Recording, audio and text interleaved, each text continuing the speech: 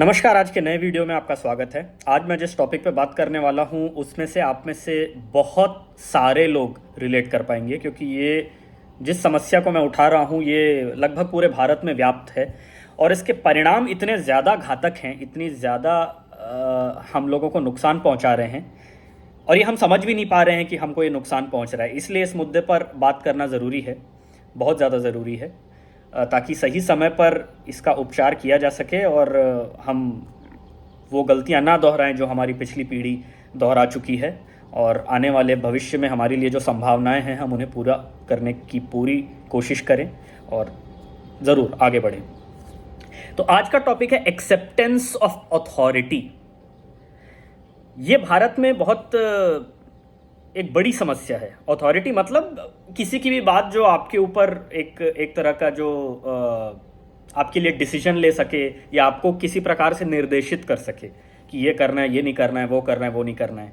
अब मैं जो हूँ, मेरा निजी अनुभव ये जो रहा है, मैं एक ऐसे स्कूल में पढ़ा हूँ जो एक पब्लिक सेक्टर अंडरटेकिंग चलाती थी। फिर मैं जिस कॉलेज में गया वो भी सरकारी था। फिर अब मैं जिस संस्थान में हूँ वो भी सरकारी है, मतलब पब्लिक सेक्टर अंडरटेकिंग है वो भी। तो ये बैंक ऑफ अमेरिका में मैं एम्प्लॉयड नहीं हूँ, ये ऐसी उधार की टी शर्ट है। मैं जस्ट क्लैरिफाई करना चाहता हूँ कि आज जिस दिन ये रिकॉर्डिंग कर रहा हूँ I am not employed with Bank of America. This video has nothing to do with Bank of America. तो खैर, coming back to the topic, तो मैंने क्योंकि सरकारी संस्थानों में इतना समय देखा है, लोगों के साथ इंटरेक्ट किया है, उनका बिहेवियर देखा है, तो मैं वही देखा हूँ कि सरकारी संस्थानों में अथॉरिटी एक बहुत ही इम्पॉर्टेंट कंसेप्ट होता है कि मेरे नीचे सबॉर्डिनेट जो भी है, जो हायरार्की होती है पोजीशंस की, उसमें मेरे नीचे जो भी है मैं उसको जो भी बोलूँगा वो उसको करना पड़ेगा। यही सबसे ज़्यादा ज़रूरी चीज़ है। उसके पास हो सकता है मुझसे बेहतर आइडिया हो या वो मुझे कोई सजेशन दे सके, तो ये सब इतना मायने नहीं रखता है। और ये बात आप बचपन से ही देखिए, बचपन से आप जब से बड़े होते हैं, समाज में माता पिता या ऐसे कोई भी लोग आपको बताएंगे कि नहीं नहीं इनकी बात मानो, इनकी बात मत मानो, ऐसा होना चाहिए, अरे वो पैसे वाले हैं, वो बड़े लोग हैं, वो ये हैं, वो हैं, ऐसा वैसा। फिर आप स्कूल जाएंगे, स्कूल में भी वही टीचर अपनी अथॉरिटी एस्टैब्लिश कर रहे हैं, तुम क्यों सवाल पूछ रहे हो, तुम क्यों बोल रहे हो, ऐसा वैसा करके। मेरे अंदर थोड़ी सवाल पूछने की टेंडेंसी ज़्यादा थी, तो स्कूल में तो फिर भी उसको थोड़ा बहुत एंटरटेन किया गया। कॉलेज में मेरा अनुभव कुछ अच्छा रहा नहीं इस चीज़ को लेकर, तो फिर मैंने बंद कर दिया था। जो आपसे ऊपर थोड़ा भी एक हायरार्की में होते हैं ना, दे डोंट लाइक कि आप कोई सवाल पूछ रहे हैं, क्यों या ऐसा क्यों या ये मैं नहीं करूँगा, इस तरह की जो चीज़ें होती हैं वो बिल्कुल भी अप्रिशिएट नहीं, मतलब उस पर डिस्कशन ही नहीं किया जाएगा। उसके पीछे लॉजिक क्या हो सकता है, क्या नहीं हो सकता है, ये सब नहीं होता है।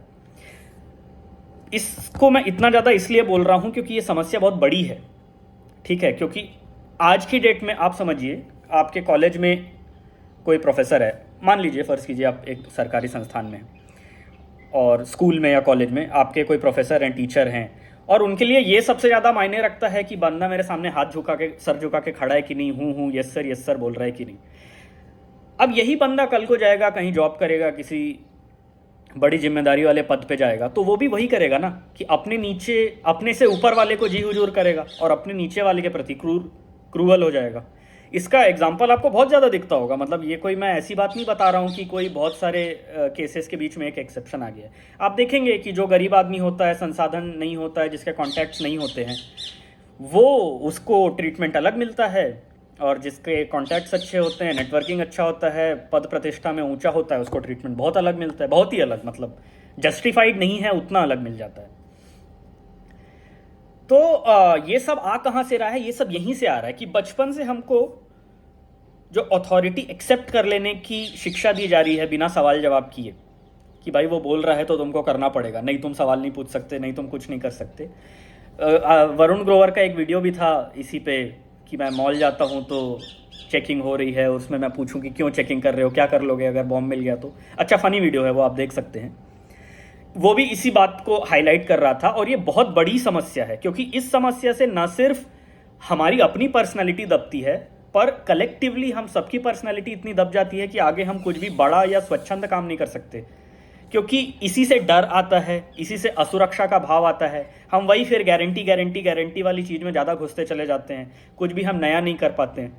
अभी हमारी जो जनसंख्या है उसमें डेमोग्राफिक डिविडेंड की बात बहुत होती है कि भाई आपके पास युवा शक्ति है, इस शक्ति को चैनलाइज करिए और देश को आगे बढ़ाइए। देश का तो सर्वोच्चतम स्थान होना चाहिए पूरे विश्व में। तो युवा शक्ति अगर इस तरह से कुंठित रहेगी या रेस्ट्रिक्टेड रहेगी, जिसमें वो अपने आप को प्रेजेंट नहीं कर सकती, उसको 50 तरह के अथॉरिटी का सामना करना पड़ रहा है। डिसिप्लिन एक अलग चीज़ है, उस पर फिर कभी बात करेंगे, ठीक है, उसका अपना इंपॉर्टेंस है। लेकिन ये मैं बहुत सोच समझ के बोल रहा हूँ कि हम जो करते हैं वो डिसिप्लिन नहीं होता है, वो अथॉरिटी का एक्सपोजर होता है और उसी के द्वारा जो सप्रेस करने की कोशिश होती है वो होती है। क्योंकि डिसिप्लिन में कभी ऐसा नहीं होता है कि आप कोई अच्छा थॉट या अच्छा आइडिया टेबल पे लेके आ रहे हैं जो परंपरागत विषयों से अलग है तो उसको रिजेक्ट किया जाएगा, ठीक है।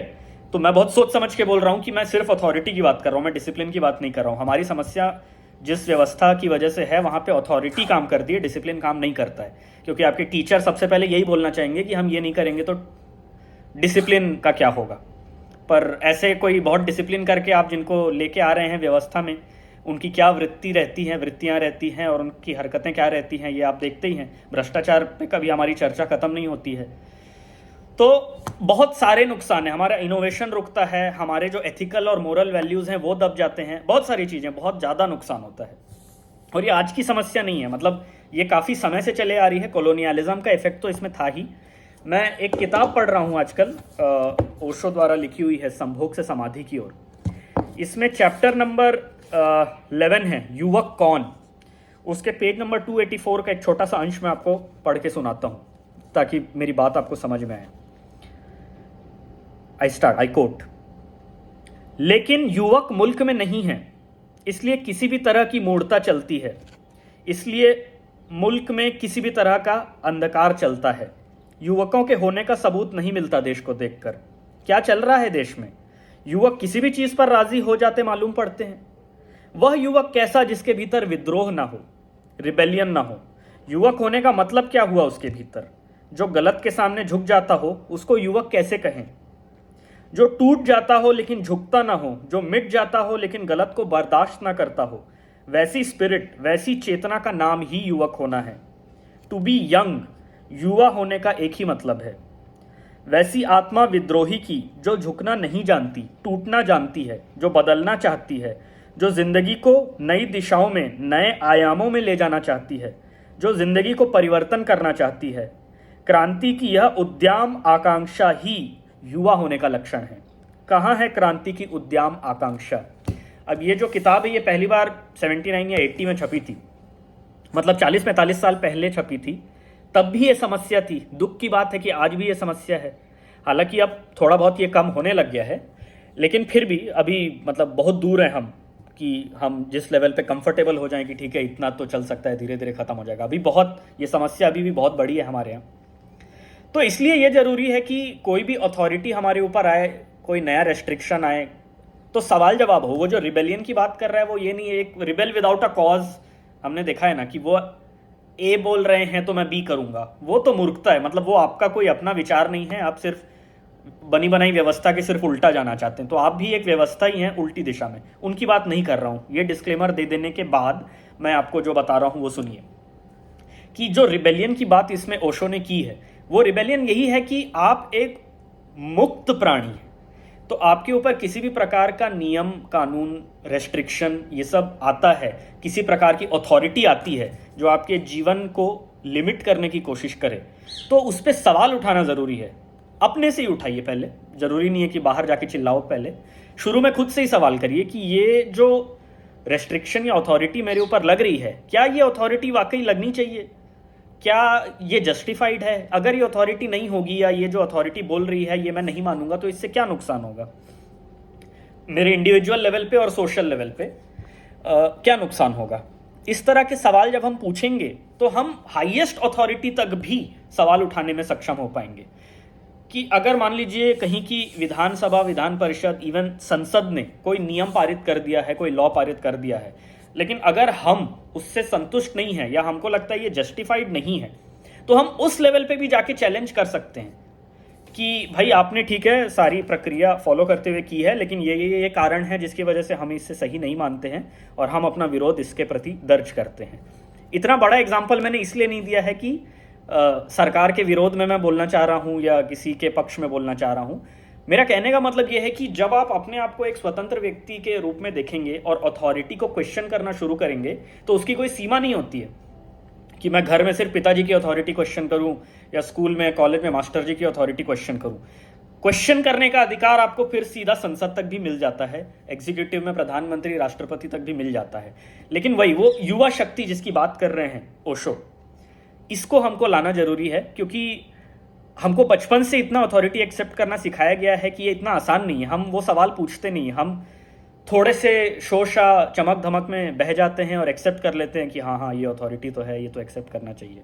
तो हमेशा की तरह बात वही आती है कि 1 मिनट के लिए पीछे हटिए और सवाल करिए। सवाल करना ज़रूरी है, कंटेम्पलेट करिए, रिफ्लेक्ट करिए, सोचिए, आत्ममनन करिए और फिर जो आपको सही लगता है वो करिए। वीडियो आपको अच्छा लगा हो तो लोगों के साथ शेयर करिए, सब्सक्राइब करिए और कोई सवाल वगैरह हो तो प्लीज़ पोस्ट करिए। I would be happy to respond to them. Thank you very much. जय हिंद।